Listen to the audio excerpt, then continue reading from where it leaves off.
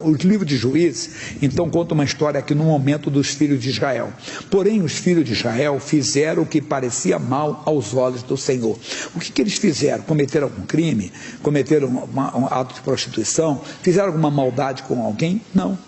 A maldade foi com eles mesmos. Como talvez você está fazendo uma maldade com você. Eles fizeram o que parecia mal aos olhos do Senhor. E o Senhor os deu na mão dos midianitas por 7 anos. Deus permitiu que isso acontecesse com eles.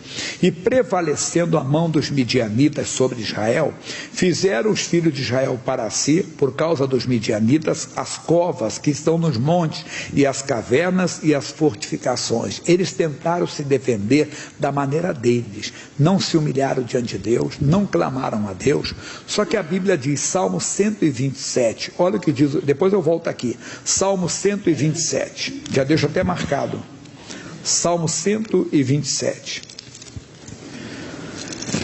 olha o que o salmista diz para nós aqui: se o Senhor não edificar a casa, em vão trabalham os que edificam. Se o Senhor não guardar a cidade, em vão vigia a sentinela. Meu irmãozinho, não adianta. Eles fizeram covas, fortificações, cavernas para guardar os alimentos. Não adiantava. O inimigo conseguia prevalecer. No Novo Testamento, em João capítulo 15, versículo 5, Jesus diz assim, João capítulo 15, versículo 5, ele fala assim para nós: eu sou a videira, vós as varas. Quem está em mim e eu nele, esse dá muito fruto. Vamos lá?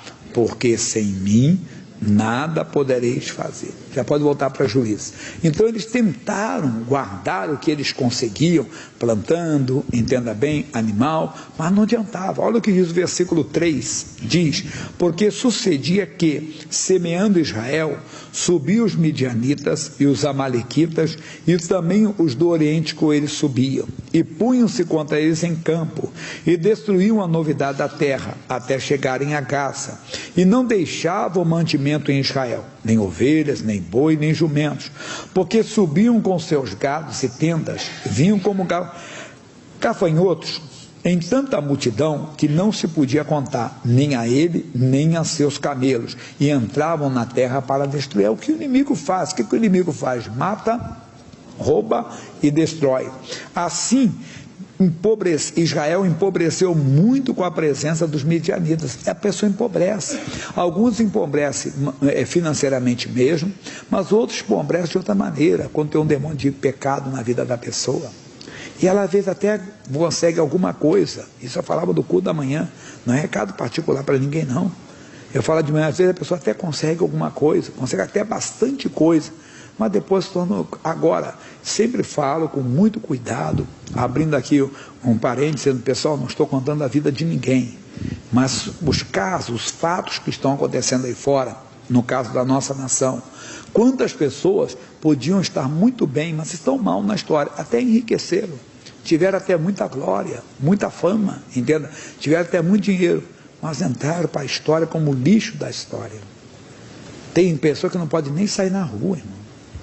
De vez em quando você ouve que num avião, numa viagem, fulano é agredido, outro é agredido. Tem que respeitar as pessoas mesmo, não concordando com elas, não é desse jeito, mas só para falar. E aqueles que não foram descobertos, não, que até enriqueceram, colocaram, não foram descobertos, a justiça não os pegou, eles passaram para a eternidade, foram até exaltados, tiveram até o nome exaltado, mas tudo vai aparecer no dia do juízo. Isso inclui qualquer pessoa, até pregador, irmão. Fez coisa errada, vai aparecer, e a Bíblia diz, os roubadores não entrarão no reino de Deus. E esse roubador pode ser quem for, não é só política, não falando da igreja mesmo. Não vai aparecer nada no juízo, ele vai ser condenado.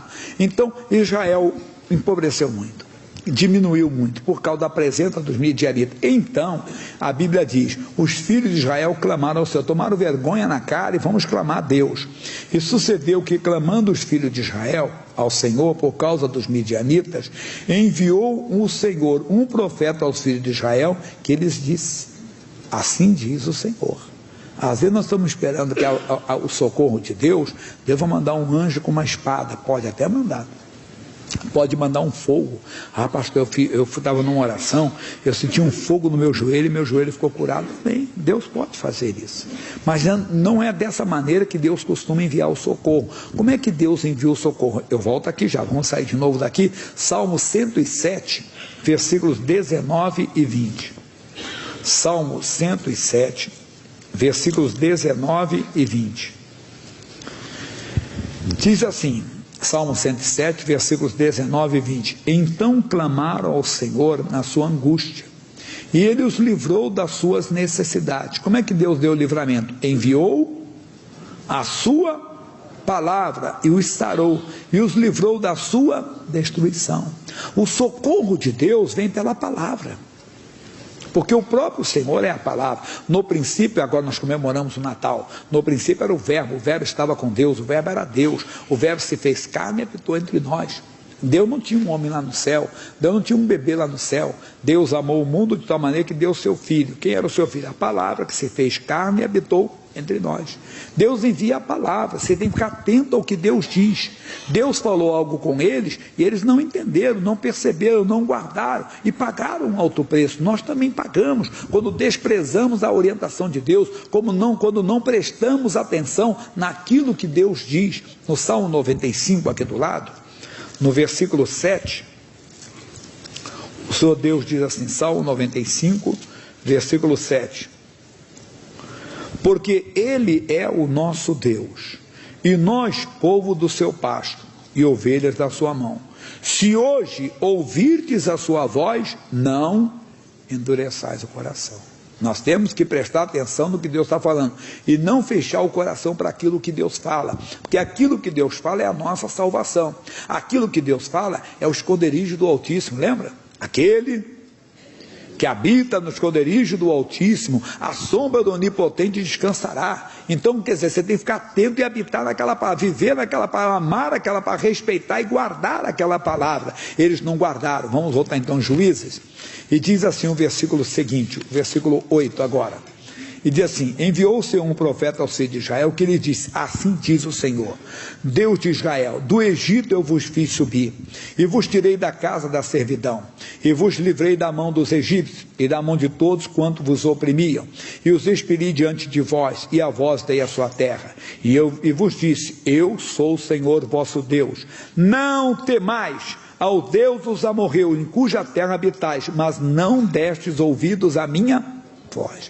Eles saíram do Egito, onde eles foram escravos durante muitos anos, mas agora estavam entrando na terra prometida, e Deus dizendo, não temais os deuses amorreus. Os deuses amorreus chega a ser até cômico, vamos dizer assim, a origem desses deuses que eles cultuavam lá, que eles adoravam. Era Deus que casou com uma deusa, que teve um deusinho, que teve um Baal, não sei mais o que. Chega a ser até cômico, se não fosse ridículo, né? Uma coisa demoníaca, satânica. Olha, vocês estão chegando aqui agora, os deuses amorreus, eles são violentos, é o Deus do trovão, é o Deus que acaba com a agricultura, quer dizer, o Deus que dá prosperidade, mas dá miséria também. E eles temeram. Nós não temos que temer. Somos nós que saímos da idolatria, da feitiçaria, da incredulidade, e nós estamos agora no Evangelho. Nós não temos que temer os deuses da bruxaria, os deuses da magia negra, não. Nós temos que ser corajosos, temos que acreditar que Deus é conosco. Olha o que o Senhor Deus diz. Quem não conhece Isaías 41:10? Isaías 41:10. Não temas, porque eu sou contigo. Não te assombres, porque eu sou teu Deus. Eu te ajudo e te sustento com a destra da minha justiça. Não tem que ter medo não, meu irmão. Deus está contigo. Você saiu ele disse, o dia que você aceitou Jesus Cristo como Senhor e Salvador, se você não aceitou, você está na contramão, ainda está perdendo, porque a Bíblia diz que todos pecaram e destituídos foram da glória de Deus. Adão nos vendeu com o pecado, mas Jesus nos comprou com o seu sangue. Quando nós aceitamos a Jesus Cristo como Senhor e Salvador, Ele promete, olha, estarei contigo todos os dias até a consumação do século. Não temos que temer, temos que andar, mas nós talvez tememos ainda os deuses da feitiçaria, os deuses da magia negra. Nós não temos que lutar contra as pessoas. Pastor Jaime, lá do lado da minha casa tem um terreiro de feitiçaria, eu tenho que tentar adiantar lá e quebrar tudo. Não faça isso não. De vez em quando você ouve alguém falar isso, não tem nada a ver com o Evangelho. Paulo diz que a nossa luta não é contra a carne e o sangue. De vez em quando você ouve falar que fulano, evangélicos quebraram terreiro, não sei o quê. Isso não tem nada a ver com o Evangelho verdadeiramente. Eles estão fazendo como fazem lá o pessoal lá no Oriente Médio, que obriga as pessoas a se converterem à religião deles, senão eles matam. Como fizeram no passado, nas chamadas cruzadas, entenda? E até nas Inquisição que tinham, que as pessoas então tinham que negar o que elas acreditavam. Nós não temos que fazer, a luta não é, tem alguém da sua casa, ora, o demônio está usando essa pessoa para perturbar o meu lar, fora dela, em nome de Jesus, é fechar em oração. Aqui, saiu uma notícia um dia assim, traficantes do Rio de Janeiro mudaram de religião. Eles eram espíritas, agora eles são evangélicos. Não são nada. Se eles fossem evangélicos, eles não fariam isso. É que a pessoa da família deve ser convertida, alguém, a avó entrou na igreja, o pai, ou a mãe, ou o irmão entrou, e eles então passam a ter mais simpatia por ali, mas não se converteram. Porque se eles se convertessem, eles não faziam isso. Eles não entrariam lá, entenda bem, para quebrar a imagem, para quebrar as coisas. Não, porque respeitar não é concordar. Nós não temos que respeitar o diabo. Não, a Bíblia fala, Lucas 10, 19. O que ele diz? Lucas 10, 19. Eis que vos dou poder para pisar. O que é pisar, pessoal? Humilhar. Você tem poder para pisar, para humilhar, para destruir. Entenda, serpentes e escorpiões, símbolo de demônios, e toda a força do inimigo, e nada vos fará dano algum. Nós não temos que temer, de maneira alguma. Mas nós temos que respeitar o cidadão, não o demônio. O demônio você tem que humilhar o demônio. Tem que humilhar. Quando o pastor na igreja, ele pergunta ao demônio qual é o seu nome, para humilhar, para mostrar que ele não está com nada, que tem poder, tem o nome de Jesus. Mas as pessoas nós temos que respeitar. Não temos que fazer, pelo contrário, temos que ser simpáticos com elas, temos que ser, vamos dizer, hospitaleiros, né, receptivos, bom dia, boa tarde, boa noite, bom dia, Deus sendo um pouquinho mais, Deus te abençoe, né? E uma hora dessa, aquela pessoa vai te pedir ajuda, mas se você for estúpido, for fechado, entenda, for um religioso, você vai afastar a pessoa, ela pode estar morrendo, mas não te pede ajuda. Aquele crente arrogante, aquele crente besta, que entra no elevador, não cumprimenta ninguém, olha para a pessoa e ainda fala, está amarrado Satanás. Não, o cristão é simpático com as pessoas. Uma hora dessa, aquela pessoa, olha, apesar, você sabe que eu sou lá do terreiro, ou eu sou da prostituição, sou daí, sou daquilo, mas você sempre me cumprimenta, você sempre me dá um sorriso, e você diz sempre, Deus te abençoe. Então eu queria que você pedisse esse teu Deus para me abençoar mesmo. Já pensou? Mas se você não tem que deixar a porta fechada. Um dia passou uma procissão na porta daqui da nossa igreja, e um obreiro parece que falou alguma coisa, e a pessoa lá dessa religião veio falar comigo. Pastor, eu não admito isso aqui, você tem que ensinar. Eu disse, não, eu peço desculpa a você, entenda bem, porque eu posso não concordar com a sua fé, mas eu tenho que te respeitar. Respeitar não é concordar. Você respeita a pessoa, não o demônio. O demônio você não tem que respeitar, não. Mas a pessoa tem que respeitar. Você não tem que chegar lá e quebrar. Ela está fazendo uma coisa, é um terreiro, você quer libertar. Jesus, manifesta o teu poder lá. E demônio tem usado essas pessoas. Saia de lá em nome de Jesus Cristo, com autoridade. Aí você faz. Então nós não temos que temer os deuses da feitiçaria. Mas tem gente que está na igreja e tem medo, meu irmão. Se falar para ele, olha, vou levar São Deus, misericórdia de tudo, deixando nada acontecer comigo. Não, você dá até uma risada, assim, tá bom, Deus te abençoe. Você não está com medo? Não, maior é o que está comigo. Jesus disse que nunca me deixaria. Se ele venceu a morte, se ele venceu o inferno, por que eu vou temer o seu guia? Por que eu vou temer a sua entidade? Mas a minha entidade é muito forte. Não, Jesus já venceu a sua entidade. Ele nem precisa brigar. Pastor, Jesus é maior, Jesus está comigo, eu não temo. Pronto, maior confiança. Paulo fala isso aqui na frente. Olha o que ele diz, Romanos 1,16. Que ele diz, porque não me envergonho do Evangelho de Cristo, pois é uma afirmativa, não é apenas uma vogal acentuada, é uma afirmativa, é o poder de Deus para a salvação de todo aquele que crê. Nós temos esse poder, se andamos com o Evangelho, se andamos com a palavra de Deus, nós temos o poder de Deus conosco. Eu não posso temer o Deus da feitiçaria, da encruzilhada, do portão do cemitério, da mata virgem, não sei o que, não. Eu tenho que confiar, maior é aquele que está comigo, não posso temer de maneira alguma. Paulo ainda falando aos Coríntios 1,18, primeiro aos Coríntios, capítulo 1, versículo 18.